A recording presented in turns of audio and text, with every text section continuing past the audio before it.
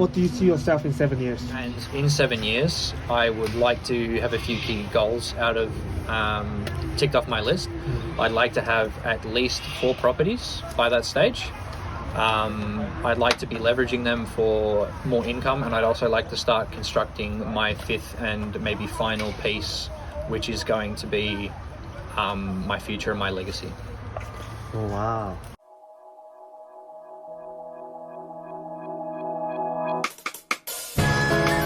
Max stands out as one of the most ambitious individuals in my documentary. Like Trent, he excelled as a top athlete from a young age and demonstrated a remarkable understanding of how to be successful. Recently, he achieved a significant milestone by signing a contract for his very first property. Max truly embodies the essence of a self-made man, proving that success is attainable at a young age in today's time.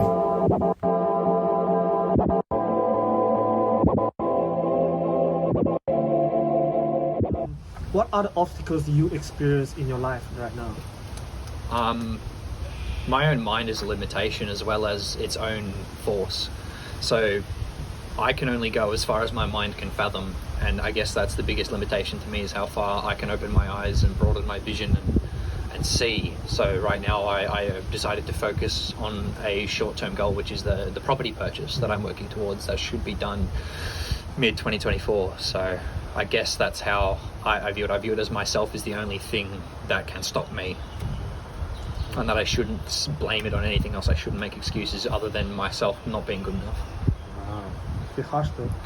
Yes, but it works. Okay. Living on side of Sydney for a while, so that experience. It was quite an interesting experience. Just the difference in how many people there were was quite a big thing. The lack of busyness as well was one thing that I noticed quite a bit. Like in Sydney, everyone's got a place to be, everyone's doing this and that. There's a lot more going on, whereas in Bathurst it felt quite empty, quite devoid of life in a way. Oh, wow. There was no public transport there as well, so if you didn't have your license, you couldn't really go anywhere and stuff like that. So it's quite different to living in the city, whereas some people I think take like the trains and buses for granted because you can get anywhere on there. The people were a lot different. I think they were a little bit nicer, but also just different in their upbringing. The air's a little bit cleaner. What difference? They seem less, they've got more patience. They're a little bit like, they live their lives a little bit slower. There's less stress, maybe, is a good way to put it, There's less anxiety, I'd like to think. It's pretty good. What about upbringing? I guess upbringings now are not too dissimilar, given that the internet connects a lot more people. It's kind of standardized living, I guess, whereas if you were to compare 50 years ago, there would be a large difference. I've noticed the way that people speak outside of Sydney is a lot different to in Sydney. It's a little bit less refined. The accent is a little bit more pronounced, and there's a greater use of profanity, I would say.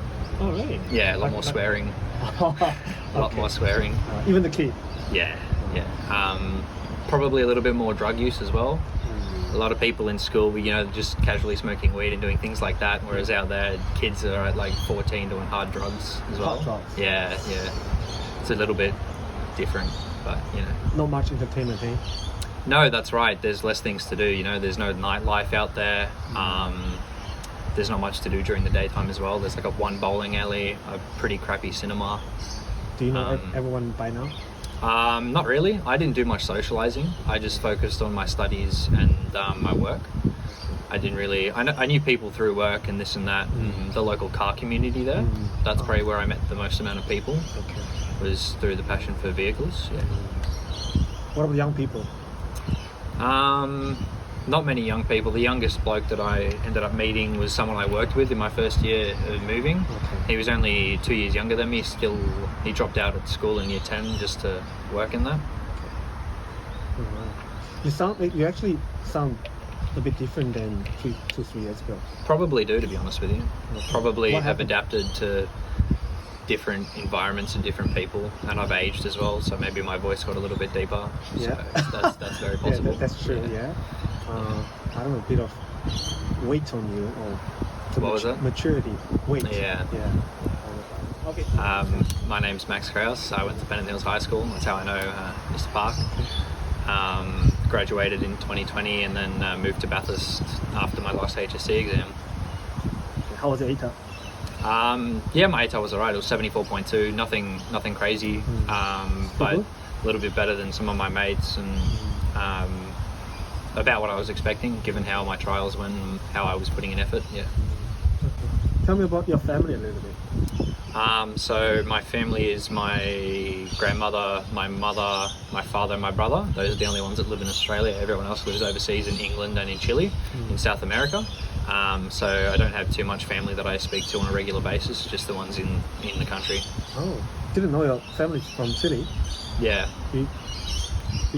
Which side of your family is from Chile? My father's side is from Chile. Oh, wow. Yeah. Okay. So yeah, my great-grandfather was German, moved to South America. Don't know why. Don't want to get into that. Oh, really? Okay. It's just a joke.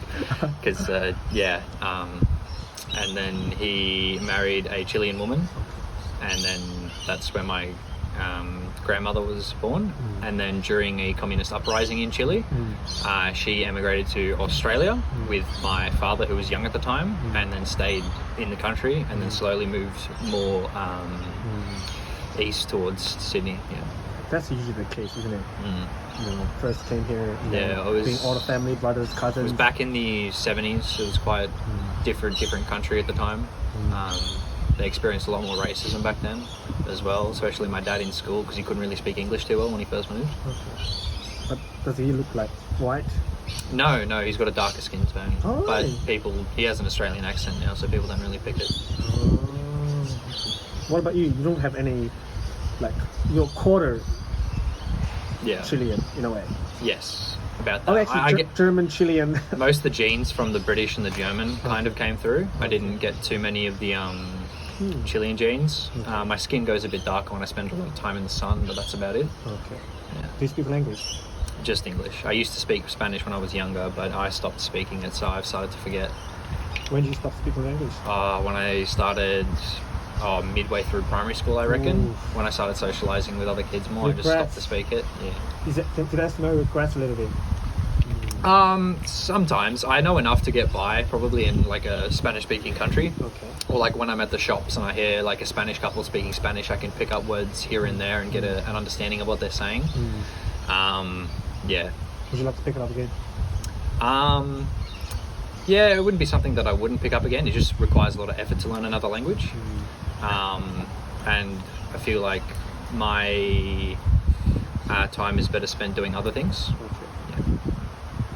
Okay, what are you spending your time on? I'm spending a lot of time working, modifying my car, and studying as well. Studying, yeah. Yeah. So what do your parents do for a living? Well, after my parents moved down, they basically semi-retired. Oh, wow. And just laid low for a bit, yeah. So is it financially they're okay? Yeah, we're all right. Once they sold the house in Sydney, they had quite a lot left over, and we were just able to, That's right. Yeah, the housing prices were favourable. Okay. Is that why they moved there as well? Oh, no, they just wanted to change, so... How are they adopting them? I think they like it. I think they like that it's a lot quieter, especially for their age. I don't know, they don't have as much energy as they did when they first were in Sydney. Okay. How old are they? My mum is 51 and my dad is, I want to say 56. I don't know off the top of my head. Don't tell them I said that. That's alright. What kind of influence your parents have on you? I think they influenced my work ethic a lot. They always supported me throughout high school, telling me they wanted me to, try hard and this and that. They don't like my financial decisions, but that's okay. Because you're spending way too much money on the car? Oh, they think that, but I still manage to save money as well as spend money on the car as well. Ambitiously. Once I graduated high school, their ambitions for me kind of dropped off a bit. Once I left high school, they really just started focusing more on my brother and getting him ready for his HSC. But I'd spent enough time, I guess, under that ambition to get my own sort of goals. What was their previous ambition, and then What after the job? So it was a lot on my sporting career because I was a national athlete doing karate. Oh wow. So there was a lot of pressure on the sporting side, and then maintaining my grades as well throughout high school, which is pretty good. That was mainly their focus, just keeping me on track, making sure I wasn't getting distracted by dumb shit. What is your ambition? Well, currently I'm just trying to kickstart my career. I got a job in Orange, an entry-level IT job in Orange, and I don't have a degree for it, but they were still letting me in because I was finishing soon. So that's been quite a good kickstart to the career. Soon already? Yeah, so I start on the 16th of January, and that'll be my first full-time job. I've only held casual roles, and it'll be a pretty decent position. That's awesome. Good for you. Congratulations. Thank you. What about your sporting career? So I used to do karate. Throughout my career, I got 3 national medals. Wow. I got 2 bronze and 1 gold, and that was in kumite, so that was combat sparring. When was it? 2000? Oh, geez, you're testing me now. Year 10, I got I got to think back now. Yeah, I think in year 9 I got a bronze, and in year 10 I got a gold and a bronze. Was that in Victoria? I don't remember which state it was. I just remember I got those 3 medals. One year I got 1 bronze, one year I got a gold and a bronze. And then into my later years in high school, I just maintained my training but wasn't competing as much. Why not? There was just not enough time, I think, to balance the both, so I favoured the ATAR over the sport. Okay. So you're not pursuing the karate anymore? I can't anymore. So once I started to stop growing, I started getting hip pain. And over the course of a year, I managed to get a diagnosis of 2 FAIs, so femoral arterial impingements. What's that? So my bone has grown in like a weird shape in my femur due to the amount of strain I put on them when I was training. And they've grown atypically, like the shape of a cam lobe. So now my range of motion is extremely decreased. Range of motion. So my ability to move my hips has been decreased greatly. So I suffer from a lot of inflammation and joint locking. Are you still experiencing some pain? No, I need to get surgery to fix it. Jesus Christ. It's really serious. Yeah, it is. Yeah, I've been seeing specialists in Sydney and in Bathurst. Wow. I've had a lot of scans done as well. Are all athletes experiencing that, or just typically you that have? It's common in some athletes. It depends on the sport and the type of training. The main issue was I was training a lot while my growth plates were open, which caused a lot of atypical development. So it's to do with my age and accompaniment of the stress they were under. Wow. Are you upset about it? Not really, no. Okay. Worthwhile trade-off in my opinion, because I reached the goal at the time that I had. Yes, there are consequences, but every action has equal and opposite reactions, and I've just got to live with those consequences and move on. The past is the past. I can't change that, and if I could change it, I probably wouldn't. That's another thing I noticed, difference between Sydney and Bathurst, is people's aspirations. People in Sydney tend to have higher goals, higher ceilings for achievement, whereas in Bathurst people are too laid back, in my opinion, and they stagnate too much, and they don't strive to better themselves. But that's just one of the observations I feel like I've made, but then I'm very biased because I like to think that I hold myself to quite a large degree of improvement. What does success mean to you now? That's a good question. Right now I feel like that's a good question. I haven't really got a defined meaning of success. I guess for myself it means I can reach certain points and goals within a certain time frame that I set, which is a bit of a vague meaning, I guess. It doesn't hold too much truth to it. It's just a bit ambiguous into how I feel about it.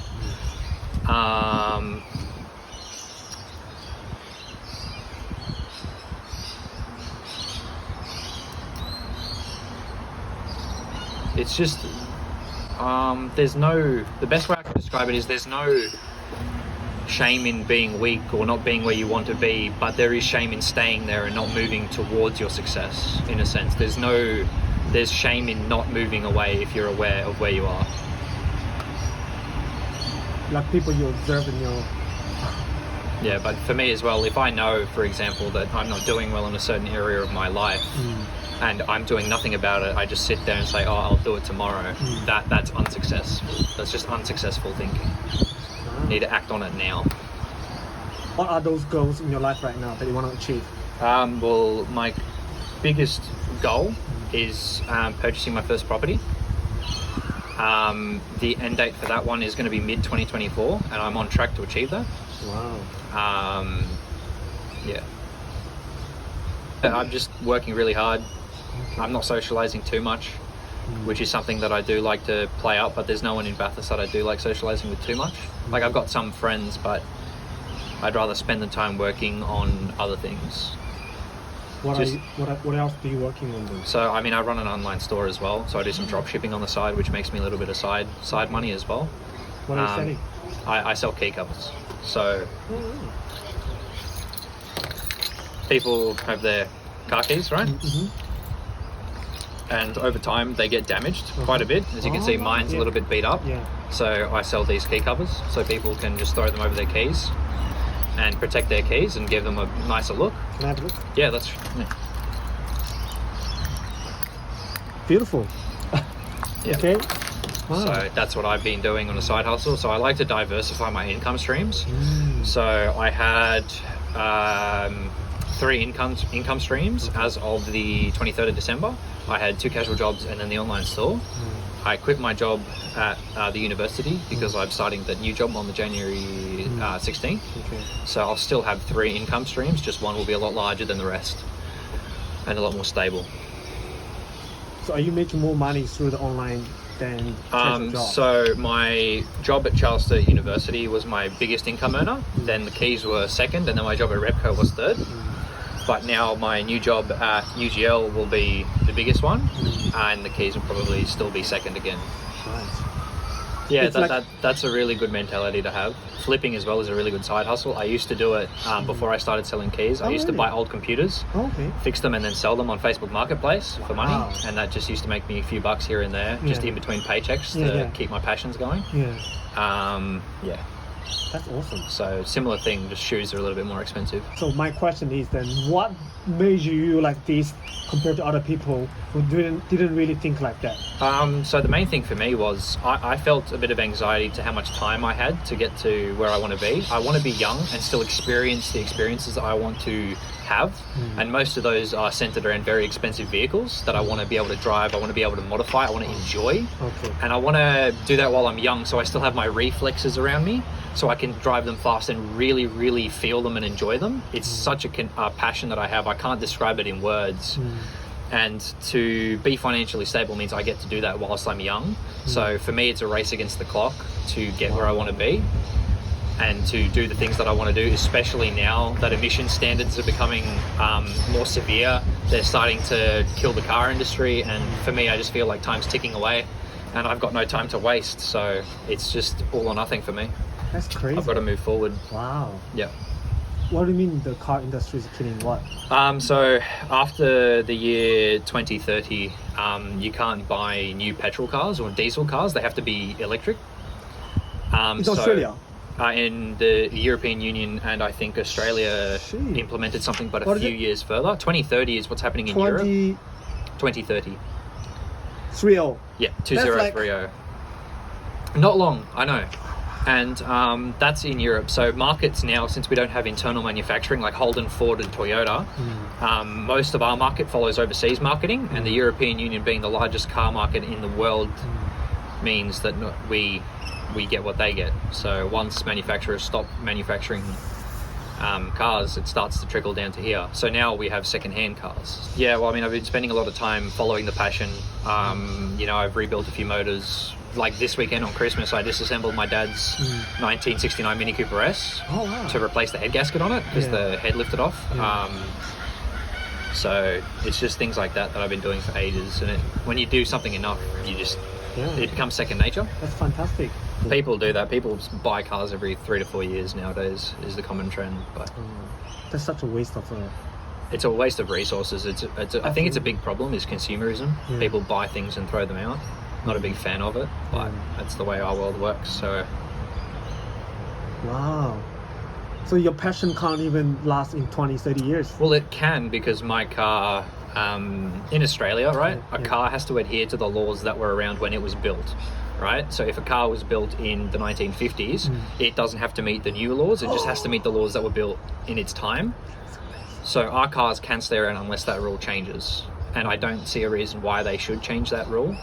The Australian government was actually implementing an ethanol policy back when the Holland Commodores were still around. Okay. They were going to subsidise the price of ethanol fuels, which is actually close to carbon neutral. Oh wow. But that plan got scrapped when Australian cars were stopped being manufactured in the country. Have a good childhood. Yes. Tell us a bit about the childhood. I think my childhood was good because it taught me and brought me up to be the way that I am now. It was probably the most impact on my current mindset than most things recently. I like to think that the plasticity of a young mind is what forges and forms the future of a life. So when I was young, I was taught to be respectful, things like that, and just pursue my passions without being negative in too many aspects of my life. I learned the value of money at a young age because I had to work for it. I wasn't given too many handouts from my parents. It was good, and it was still happy as well. Like I still had fun moments, but it was good. Can you give us some of the childhood memory? The good memories that you can think of. I mean, some of the best memories that I had were probably around Christmas and Easter with my parents, spending time with them as I was young. Other than that, key events throughout my life, like my birthdays, when I was close with my family and we all spent a lot of time together. Because as life went on, we just spent less and less time together. I was at school, they were at work. So the best memories I guess I had were when I was with them. Would you like to get married one day? Yes, I would like to get married one day. And how many children do you think you're having? I'm not sure yet, but I'd like to say around 1, maybe 2. Do you believe in love? Yes. Have you ever been in love? Yes. What is that like? It's a bit euphoric, really. It allows you to look past the flaws in someone and only see the good things sometimes. And sometimes it just bestows the utmost amount of trust in a person as well.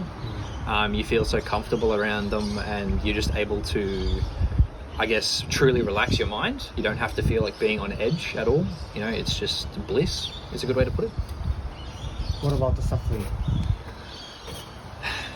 That generally comes at the end of love. There's not too much suffering when you're in love, I feel. It's when people start to change and have different feelings that you get some suffering. And that is the breaking of love.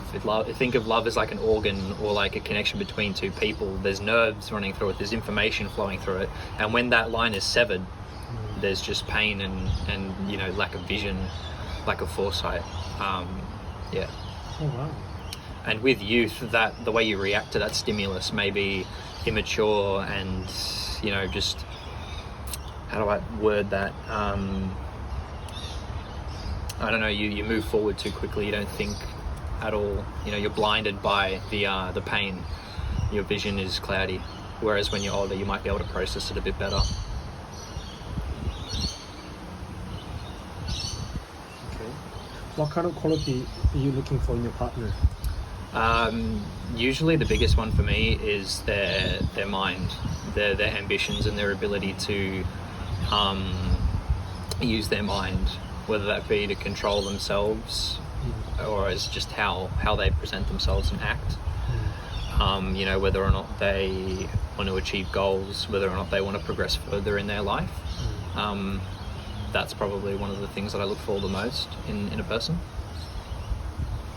Because when I look for a person, a partner, I look for someone that I actually want to spend my life with. And that's why I looked for someone who shared a similar mindset to me, because I made mistakes when I was younger. Tell us about the mistakes. I guess the mistakes that I made when I was younger, I guess I didn't know what I wanted. And the people that I spent my time with were people with differing mindsets, and that's what eventually led us apart. So in future you learn from that and you move forward. And How could you be so rational at young age? pain brings experience. Pain brings wisdom. You learn from your pain and your mistakes.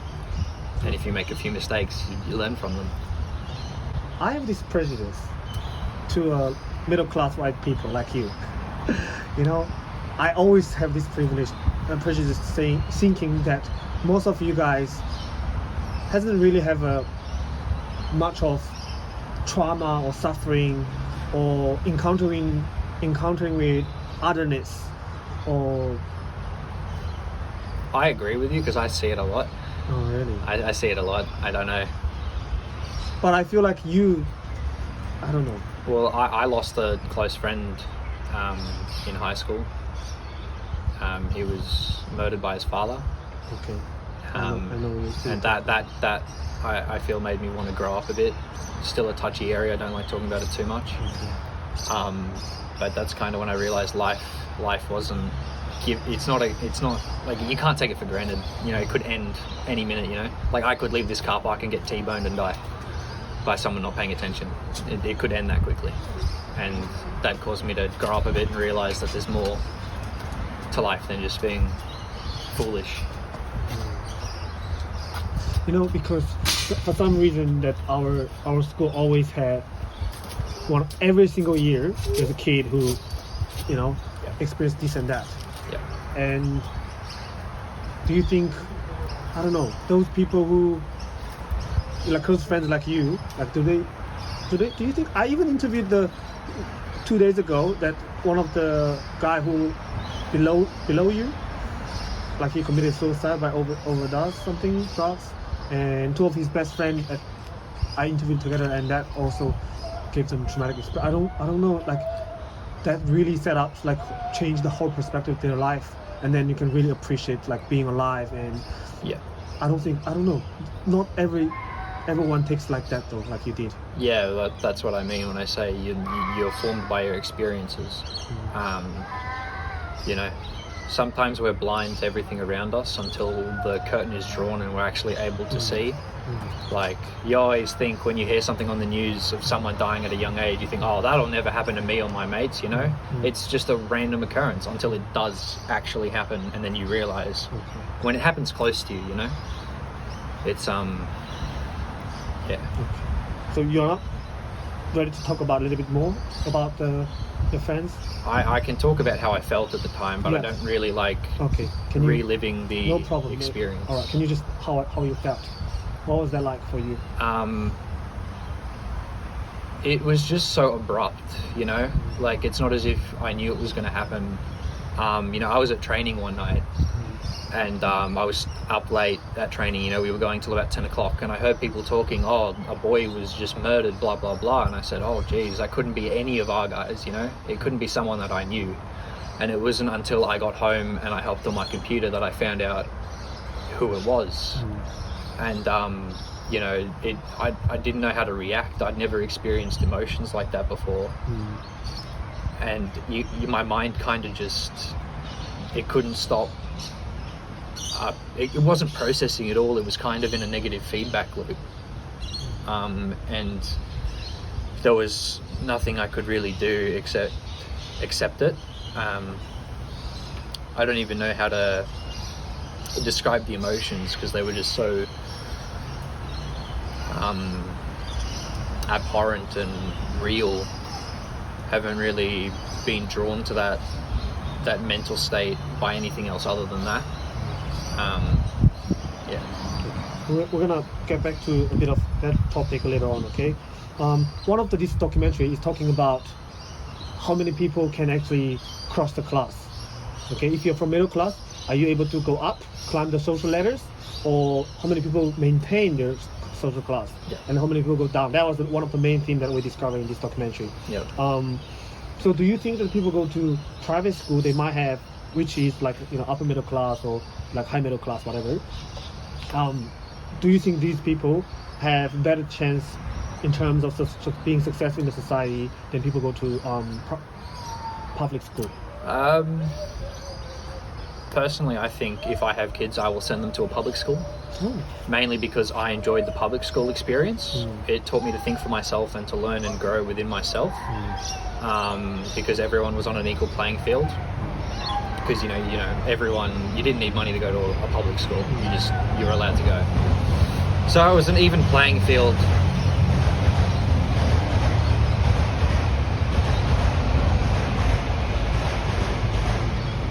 I'm so glad you are being part of my documentary. That's all right. Sorry, you go ahead. It was an even playing field, and everyone got a fair shot of an education. Again, I had some friends from karate who went to private schools. They got pretty good ATARs as well, not too dissimilar from me and some of my friends. I just think it comes down to individuality of the person and if they want to achieve within themselves. I like when someone starts off in a higher social bracket, I find it's hard for them to fall out of that social bracket unless they are extremely foolish, as they are starting off there with their parents, and it's likely that they will inherit that status from their parents. Whereas I think I like to think it's impossible for someone to not be able to move up a social class if they are determined enough to do it. I feel like you might be the one that will climb up. Well, I mean, as a kid, I didn't get too many Christmas presents because it was just so expensive living in Sydney for my parents. Oh, really? My mum was running her own cleaning business, and my dad was working in Liverpool, and it was just hard for them to pay bills and the mortgage and everything. So sometimes I wouldn't, get gifts at Christmas. Like, I still would get gifts, but it wasn't as if, like, compared to other people that I was growing up with, it was more, what's the word, conservative.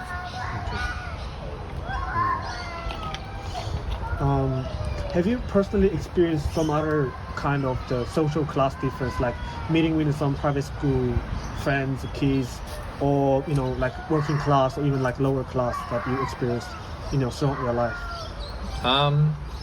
I mean, living in Pennant Hills, I don't think there was too much class disparity in Pennant Hills. The people were nice enough, but I mean,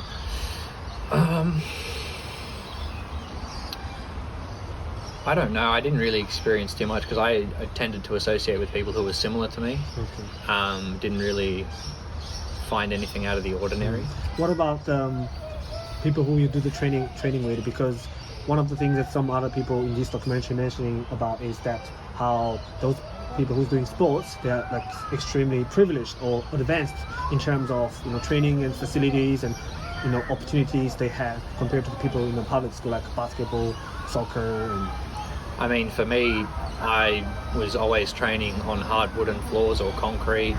At home, I trained in my backyard. I didn't really have high-tech facilities. I just had my willpower and determination and hunger to grow. There was a lot of people that I was competing with at a high level who had a lot more money, went to much more lavish clubs. Some of them even trained at the AIS, Australian Institute of Sports. They were able to use the facilities there. Whereas we didn't have the money. So I just had to train with what I had, secondhand equipment, things like that. And you can still make it. It's not a matter of the equipment that you can use. It's a matter of, your own ability, what you can like how much of your body you can control, what percentile of control you have over your muscle fibers, your reflexes, your nervous system, and how much you really want it. So did you work as a part-time job growing up? Yeah, I worked for my mother in her cleaning business, and I used to teach at my dojo as well. Now, do you have a religion? Well, my parents are Catholic, so technically I am Catholic, but I don't practice too often. I will still attend church at Christmas and Easter. Yeah. Do you believe in God? It's hard to say that I believe in God. I believe in a higher power, I guess, that I should be conducting myself to. I shouldn't be doing things that are seen as sinful, I guess, is a way I could put it. Have you thought about death? Yes.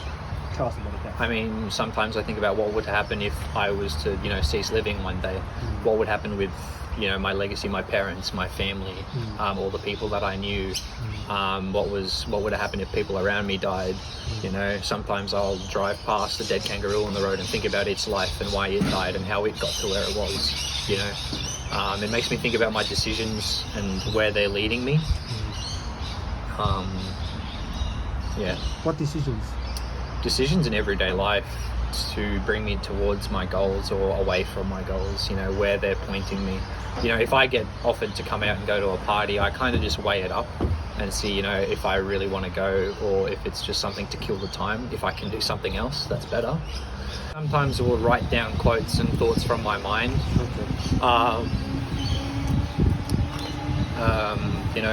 If I see things that I like words that resonate with me, I'll make a note of them, things like that. What do you think will happen to you after death? If everything goes well, I think that after death I will have some sort of way to live on, as I would have created some sort of legacy and or empire. My envisionment is that it's an automotive empire. I may have a collection of cars that I have a museum, a non-for-profit museum of automotive history. Ideally when I die, I would actually like to be cremated and have my ashes put into a piece of carbon fiber and then build a race car out of that carbon fiber, just so that my body is around and present in an object. Wow. As my soul is infused with it. That's how I'd like my legacy to be left on this planet, just a mark that I pursued my goal and I was successful, and that anyone else who really sets their mind to what they want can do the same thing. After this world, what's going to happen to you after this world? After Earth ceases to exist, our galaxy ceases to function. What's going to happen to you, After that all happens, my matter, the cells and the matter that makes up my body will still be around, I'll still be decaying, I'll still be in portions of the universe, but I'll be dispersed, and maybe one day that matter ends up on another planet and is formed into some other person's passion or creation. You never know. That is freaking romantic. It's just how I like to think about leaving this world, because I do love this world very much. It is cruel, but there's so many positive things that you can bring out of life itself. You just have to make sure that you are looking for them. It's your eyesight, what you are looking to find is what you will see, and it's how you will react to the world. Well, a good thing about this world is in Australia you can pursue your goal, you just have to work for it. Good things right now, look at these trees, we can breathe air that is fresh from these trees, we have facilities like the library right here. These are some good things, just from around this area. You can connect with all the people that you want, you can be charitable. It's all really just, it's indifferent and different between people. Wow, you are very optimistic. If you have an optimistic gaze, you'll see good things. Sometimes being too optimistic can have consequences, but you've got to find the fine line between pessimism, optimism, and neutralism, I like to think, and lean more towards the side that you think will be beneficial for you. What is the most enjoyable thing to do in your life right now to you? The most enjoyable thing? Depends on...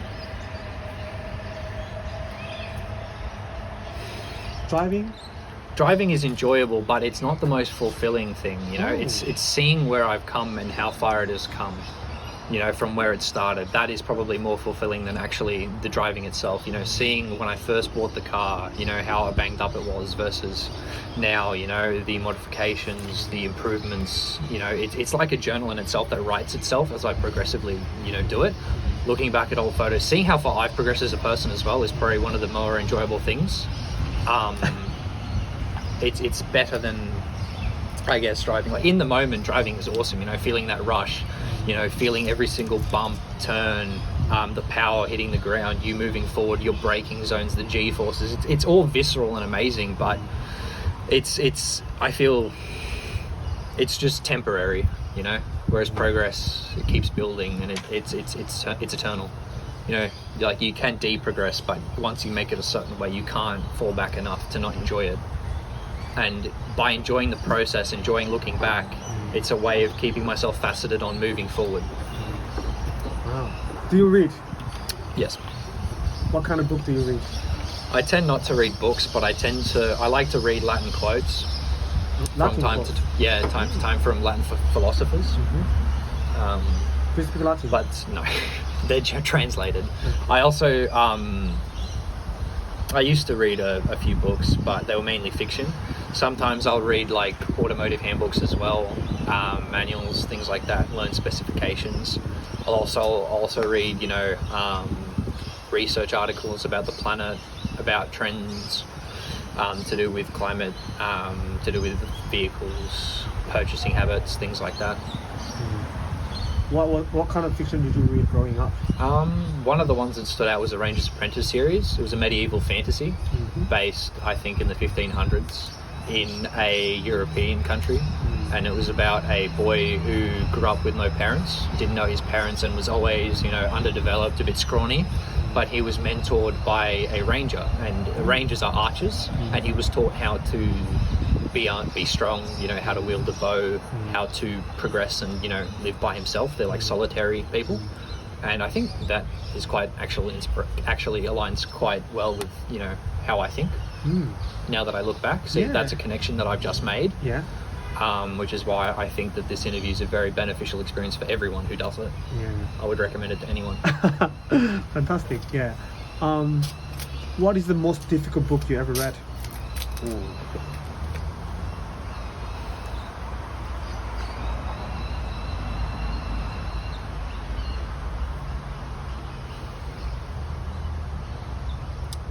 Difficult.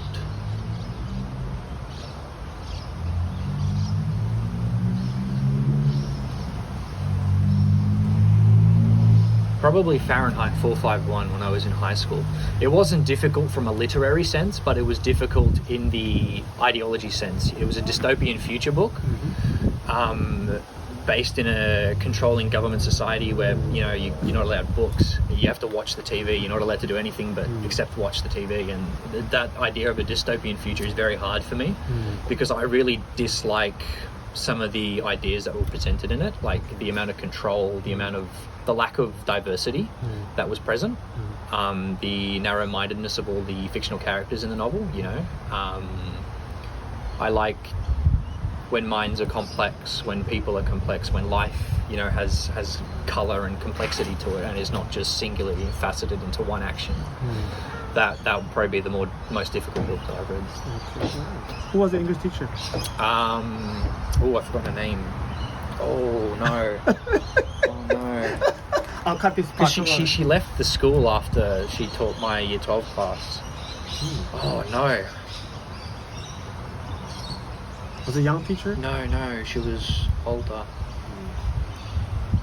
I can't believe I forgot. She was very impactful on how I viewed English. Oh, really? Because prior to her class, I didn't like English. I didn't see any meaning in it. Yeah. But once I graduated, I went full circle. I started pursuing the ideas that were found in text. I started analyzing texts, like unironically. I used to hate it in high school. It's like, the curtains are green, this and that. Yeah. But now I actually start looking for imagery in certain pieces of text and making those connections in myself. And maybe that's a sign that I've matured. And she had that impact on me. And you don't remember her name.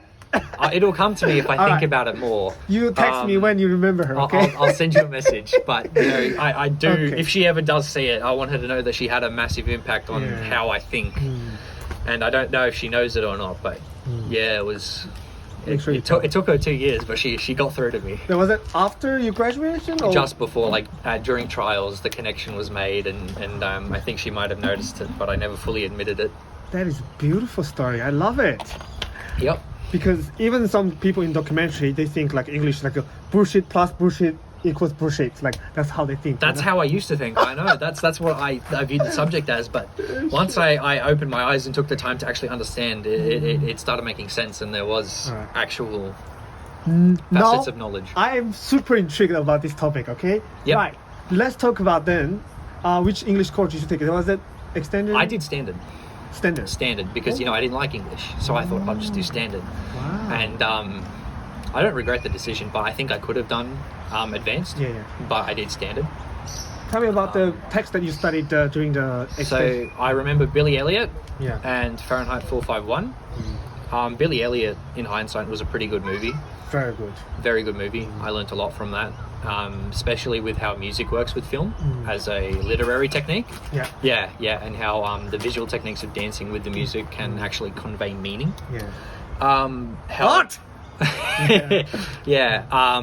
And then we did study just other prescribed short texts and just how to quickly analyze short texts on the spot, which is part of the HSC. So that was English standard, yeah. Any Shakespeare? I think we did something. I think in year 11 we spent some time on a little bit of Old English. I forget the actual text we studied. Oh, we also did Sherlock Holmes at one stage as well. Sherlock Holmes was pretty good. Right. I just want to know the transition that she did to you. Can you describe a little bit more how she changed your perspective on English and literature text? I just went into it thinking that there was no real connection. I just used to think, oh yeah, maths and physics is factual, you know, there's nothing to be learned from English. But over time she just kept, I guess, drilling it into me. She was very persistent, and over time I think she wore my barrier down, and I was able to peek through the hole she made in the barrier and then break the rest of the wall down myself. Wow. You know, and then eventually climb through the hole that I made.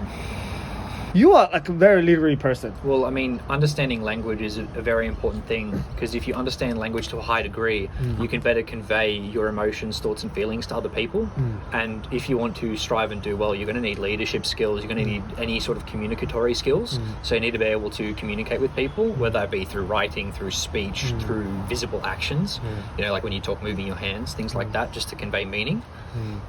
Very, very important thing in my mind. So I like to think that I have a good vocabulary and that I am able to speak. But have you been intentionally focusing and working on your speaking skills? When I was younger in high school, I did, just so I could talk about physics concepts with a high degree of aptitude. You know, I was able to actually communicate the proper terminology, and a lot of that terminology was able to be, you know, conveyed to other aspects of my communication.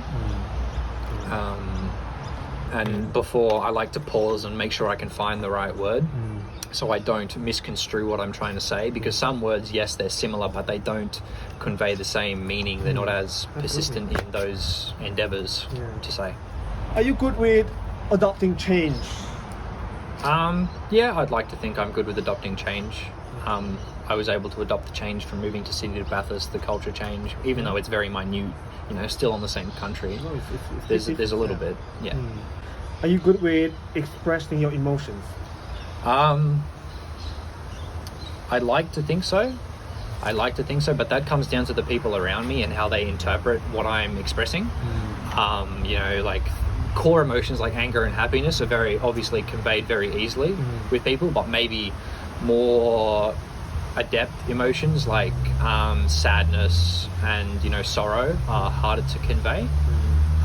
Mainly because, you know, I don't spend too much time being sorrow. I did, obviously, when I had events that incited those emotions, I was able to do it then. But, you know, when you're not doing something, I think it's hard to convey that. When was the last time you cried? The last time I cried.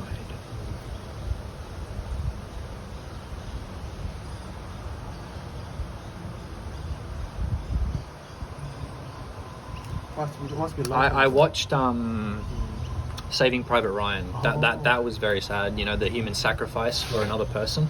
That I don't know. That made me tear up. You know.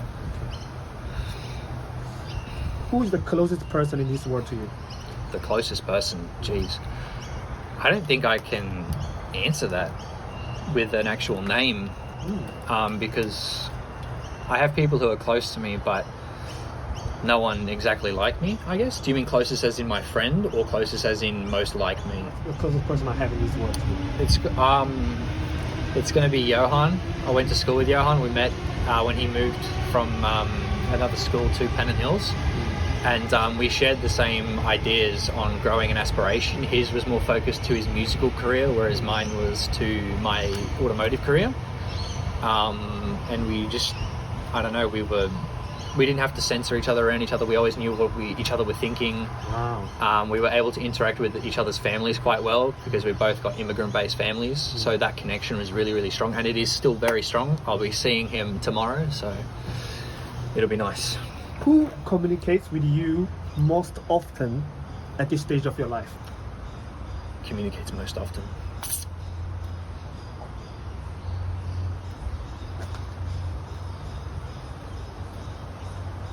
My partner. We talk the most and have the most communication. You know, I would like to think that my friends, we communicate more, but we don't communicate as much due to the differing style of relationship and type of relationship, being that it's not a romantic relationship with my friends, but it is with my partner. So that romantic connection allows us to communicate more frequently and to a high degree of not in-depthness.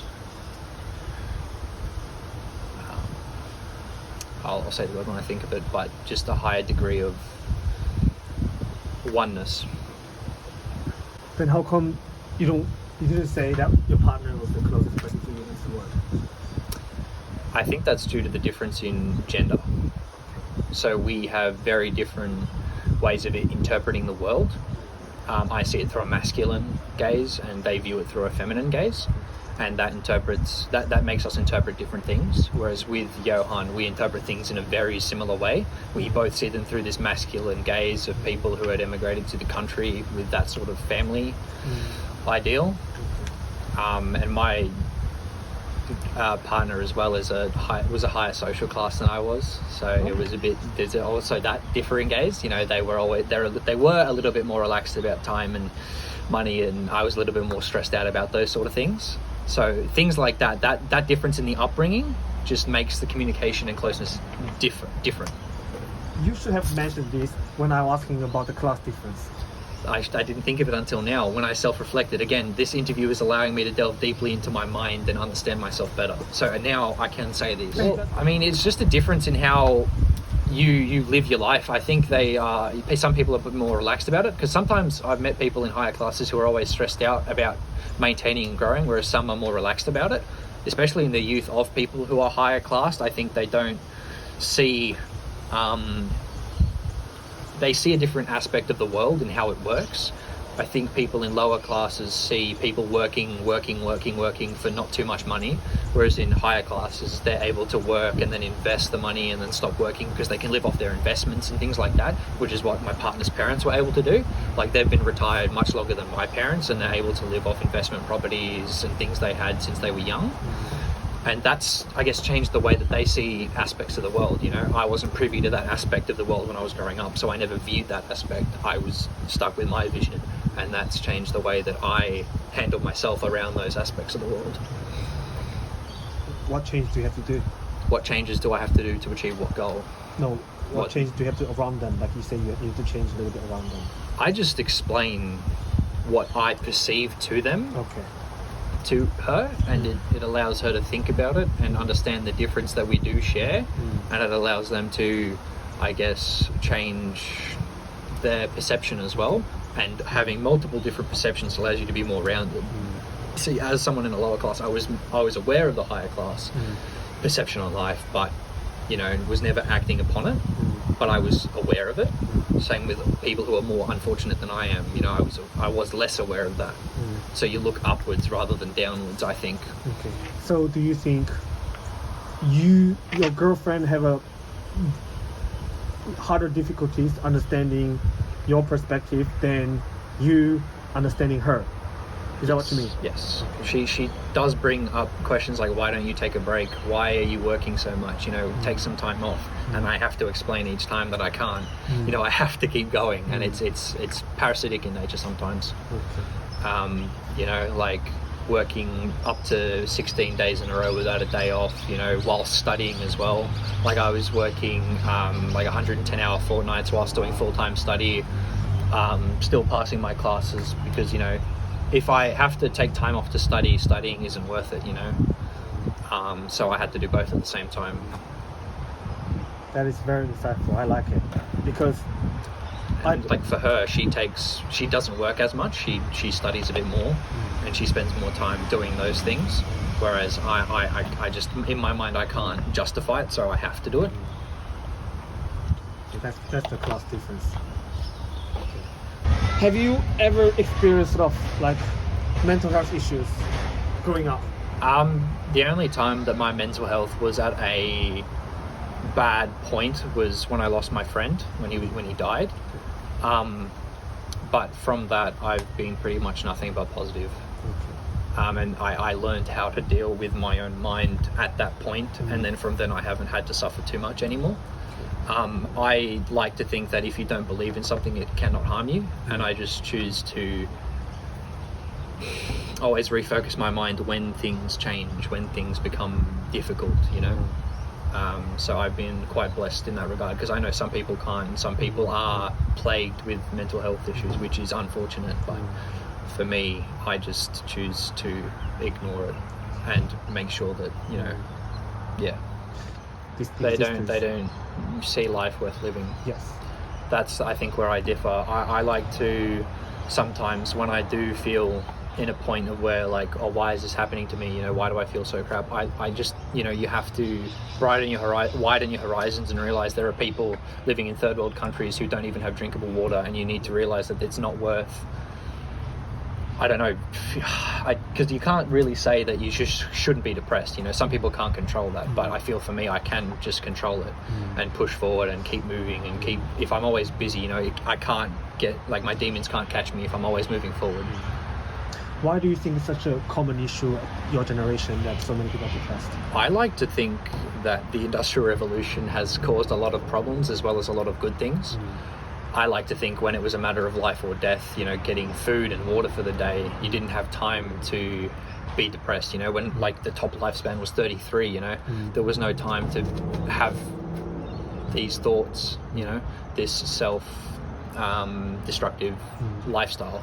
Whereas today, the world is so geared towards that negative mindset that it's, people just fall into a hole they can't get out of. You know, like sometimes where I've been the happiest, I've been, you know, in the middle of the bush, nowhere, no phone reception, no nothing, just me and nature. I'm able to observe insects, you know, killing each other, and just food chain, things like that. And I realized that, you know, life's not worth being sad about. You need to realize that there are consequences to technology. Okay. I mean, have you getting lots of compliments growing up by your parents? Not too many, no. Okay. Not too many. I got a few, you know, when good things were to happen, you know, like when I won a competition, they'd say, good job, you know, this and that. But they were quite neutral. I think they didn't over-reward me, but they didn't under-reward me.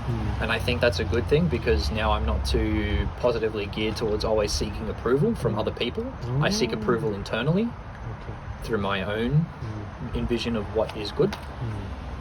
Whereas people who are, I think, over praised at a young age are negatively geared to seek approval from other people, and it feeds on throughout life, because those dopamine pathways are created at such a young age. It's like an addiction, you know, like to a substance. And you need to do a detox from it in order to recover, I think. Do you consider yourself a confident person? Yes. Where are the source of the confidence? Knowing my limitations as well as my true potential. Knowing where I've come from and what I am. You know, that is where my confidence comes from. Like, my confidence to complete a task is based on my previous ability to complete other tasks. So if I work in an incremental pattern of moving up forward tasks, your confidence builds until you're able to take bigger increments and move in larger steps. So, you know, public speaking and things like that, I'm quite comfortable with, you know, to completing tasks that are seen to be complex, like rebuilding an engine or disassembling something and putting it back together correctly. I'm confident in those areas because I've spent the time doing it. You know, coming out here and having an interview with you in, you know, after working and then driving 2.5 hours, I'm just, you know, it's not a big issue. I have that confidence to do those things. Wow, that's amazing. Okay, are you feeling pessimistic or optimistic about our future? I'm neutral. I see a lot of good things about the human future and a lot of bad things about the human future. Maybe I'm slightly leaning towards the pessimistic side. I think society is somewhat destroying itself. Sometimes I don't like Western society too much. It's destroying itself from the inside sometimes. I like to look at other countries such as Japanese culture, and it's very, very different. There's a lot of things that I dislike about it, but the way that their society is able to stay stable, keep a lot of traditional practices in play, and survive intact is quite impressive. I guess the respect tradition in Japan is quite impressive as well, and some Middle Eastern countries as well have that ability as well. A lot of some Asian countries, including Japan, I think they're doing it better. Like, there's certain aspects of Western life that I wouldn't like to give up, but there's, I guess, a future is better in another culture. Can you tell us a bit more that what you don't like about the Western culture? This is mainly brought forward by social media. Okay. The integration of the social media to life is a bit over the top. Cancel culture, things like this. It's just ruining, I guess, people's mindsets, and everyone becomes so negative. There's a lack of positivity and an ability to be individualistic. Everyone is following trends, creators. There's no I am me. It's all, trend setting.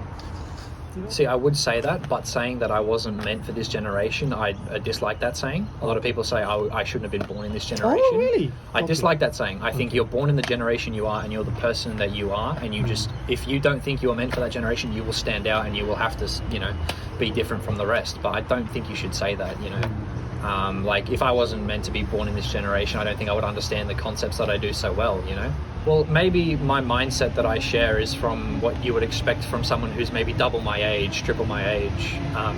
Maybe that's due to the way that I've grown up and the experiences that I've had, the way that my mind has aged in opposition to my body is different, They're two separate entities that work in one field, and they're so connected at the same time. That what you just mentioned, all the people going partying, drugs, sleeping around with a lot of other people, that's one of the few things that fills me with a visceral hatred. People throwing their lives away. I look at everyone and think everyone has the same potential that I am, but they decide to discard it, and I think that leads to a lot of people's health issues. I just look at them and I feel empathetic for them. Like, I feel sorry for them. Like, you could be doing so much better, but it's not my position to try help you. It's not. Everyone has free will, and I can't say otherwise, really. I like to think that I have changed drastically in the few years that I've been out of high school. I was a very different person in high school. I was still very, very immature, and I look back on that stage of my life with some, I guess, negative gaze, but I wouldn't change it, because if I do change it, I wouldn't be who I am now, and I think I am fulfilled in the sense that my ability to conduct myself through day-to-day life is at a high standard. Okay. So in that respect, I do acknowledge the fact that I was, very immature, but then again, I was 17, I was 16, I was still very, very young. I was a year younger than everyone else as well. Oh, wow. So 2003. Okay. What part you didn't like about yourself, immature? You think it was immature? I was very, very outgoing, like very, very annoying, I guess, to other people. I look back now and I realize that I was annoying a lot of people with how I was talking. I was always talking. I was always making noises. I was just, I wasn't in control of my body and my mind as much. I was quite impulsive and things like that. Really? That's from me looking at how I am now. Other people might have disagreed. Like my parents, they don't really notice it, but they don't have the ability to look back as I do now, because I'm self-reflecting as I am now. What do you see yourself in 7 years? 7 years is a good question. It's very good in the fact that now I have to do the opposite of what I've been doing. I've been looking internally, I've been looking back into myself. Yeah. I now have to change that and look outwards. And in 7 years, I would like to have a few key goals ticked off my list. I'd like to have at least 4 properties by that stage. I'd like to be leveraging them for more income, and I'd also like to start constructing my 5th and maybe final piece, which is going to be my future and my legacy. Oh wow! What about So by that time I will be 26, and by the time I reach 35, I think I'll be too old to experience those things to the absolute fullest. So I want to get there within the next 10 years. Wow! And would you think you'll be married by then? Most likely, yes. 26, you'll get married. Yeah, well, my current relationship is going quite well, and we're going well. I'm happy for you. Thank you. Yeah, that's so good. I think this is the first time that we actually, maybe one of few people they think they'll get married by then in 7 Really? years. So yeah. Oh, okay. You're the first one probably. One of first or second one. I don't know. Things are yet to change, but if everything continues traveling at the course it is traveling at, it will end up like that. And that brings me back to Newton's law of inertia. An object at motion will remain at motion until acted upon by an external force. So unless an external aspect of my life that I have no element of control over enters, that will be the only thing that will knock me off this course. So I will do everything in my power to continue on this course. Your future is super optimistic then. What can I say? Wow. All right. Thank you so much, Max. Thank you. What's your experience so far for doing this documentary? Do you enjoy it? That was a very fulfilling experience. Yeah. I was able to reflect and see how far I have actually come. And it's made me feel a lot better about myself as a whole. Yeah. It's a very good thing, and I recommend everyone who has the opportunity to do it should do it, because you might learn something about yourself that you've forgotten, and it may change your life. And other people's lives. Exactly right. Yeah. Thank you.